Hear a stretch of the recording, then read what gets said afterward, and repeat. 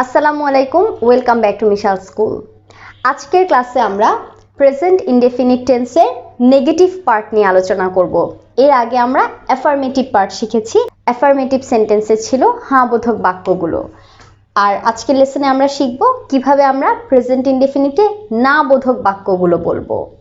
না বোধক বাক্যে আমাদের ডু নট এবং ডাজ নট ইউজ করতে হবে। ওকে, প্রেজেন্ট ইনডেফিনিট টেন্স মানে না বোধক বাক্যে ডু নট অথবা ডাজ নট। কোথায় ডু নট হবে, কোথায় ডাজ নট হবে? ব্লু কালার দিয়ে সার্কেল করা এখানে 4টা ওয়ার্ড আছে, আই, উই, ইউ, দে। আমরা ওয়ার্ড দিয়ে মনে রাখলে একটু সহজে মনে রাখতে পারবো। এই জন্য অনেক বেশি গ্রামাটিক্যাল জটিলতায় না গিয়ে আমি সহজ করে বলে দিচ্ছি। এই 4টা ওয়ার্ড আই, উই, ইউ, দে, এই 4টা ওয়ার্ডের সাথে সবসময় ডু নট হবে। আর যখন আমরা একের বেশি কোনো ব্যক্তি বা বস্তুকে নিয়ে কথা বলবো তখনও আমরা ডু নট ইউজ করব। মাই ফ্রেন্ডস শিফা অ্যান্ড মিহি। মাই ফ্রেন্ডস মানে কি? একজনের বেশি ফ্রেন্ড, মাই ফ্রেন্ডস। আবার শিফা অ্যান্ড মিহি, এখানে দুইজনের নাম আছে। তো এইরকম ক্ষেত্রে আমাদের ডু নট ইউজ করতে হবে। আর ডাজ নট কোথায় ইউজ করব? যখনই আমরা একটা বিষয় বা একজন ব্যক্তিকে নিয়ে কথা বলবো তখন আমরা ডাজ নট ইউজ করব।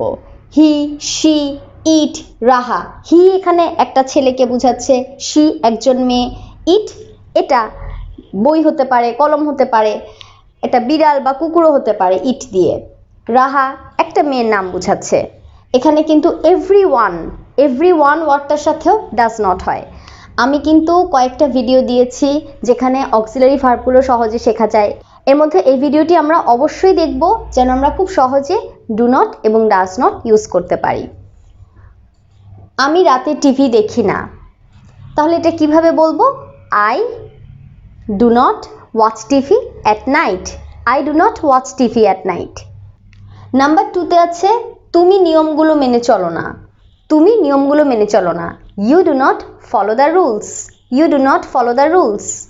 নাম্বার 3তে মানহা ও মাদিহা আমার কথা শুনে না। এখানে দুইজনের নাম, তাহলে Manha and Madiha do not listen to me. Manha and Madiha do not listen to me.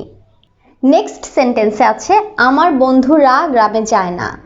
আমার বন্ধুরা একের বেশি আছে, তাহলে my friends do not go to village.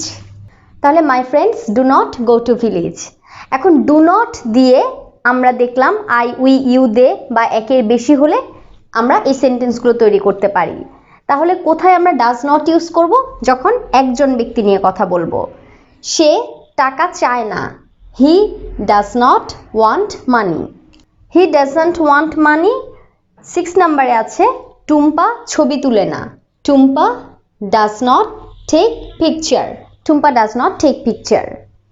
7 নম্বরে আছে রাহা রান্না করে না। রাহা রান্না করে না। Raha does not cook. Raha does not cook. Next sentence তোমার বন্ধু সময় নষ্ট করে না। এখানে ছিল আমার বন্ধুরা, একজনের বেশি, আর এখানে একজন, তাই এখানে আমরা ডাজ নট লিখব। Your friend does not waste time. Your friend does not waste time. Number 9-এ আছে এই কলমটা ভালো লিখে না। This pen does not write well. This pen does not write well.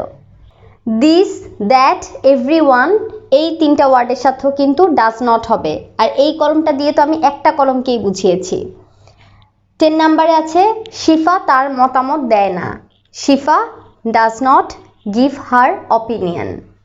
আমরা জানলাম প্রেজেন্ট ইনডেফিনিটে নেগেটিভ করার জন্য do not does not use করতে হবে। এখন আমরা সার্কেল করব ভার্বগুলো। ডু নটের পরে ওয়াচ। প্রত্যেকটা সেন্টেন্সে খেয়াল করো ডু নট এবং ডাজ নটের পরে কিন্তু ভার্ব 1। ওকে, ভার্বের present form. You do not follow. এখানে ফলো একটা verb.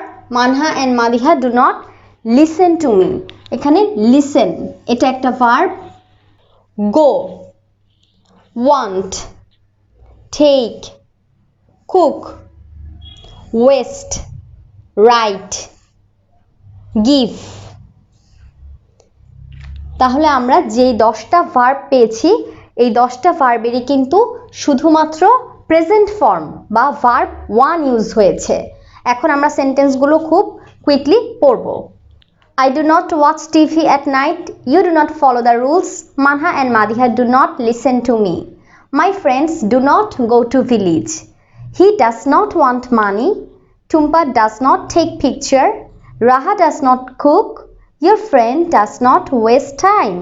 This pen does not write well. Shifa does not give her opinion. Dear viewers, now try to make new sentences. আমরা আরো অনেক নতুন সেন্টেন্স তৈরি করব এভাবে ডু নট ও ডাজ নট দিয়ে, যেই কাজগুলো রেগুলার করা হচ্ছে বা করা হয় না সেইভাবে। যেমন আমি গল্পের বই পড়ি না, I do not read story book. তো এভাবে তোমরা নতুন নতুন সেন্টেন্স তৈরি করে খাতায় লিখবে এবং মুখে বলার প্র্যাকটিস করবে। ইনশাআল্লাহ নেক্সট লেসনে দেখা হবে প্রেজেন্ট ইনডেফিনিটের ইন্টারোগেটিভ সেন্টেন্স নিয়ে। সবাই ভালো থাকো, আসসালামু আলাইকুম।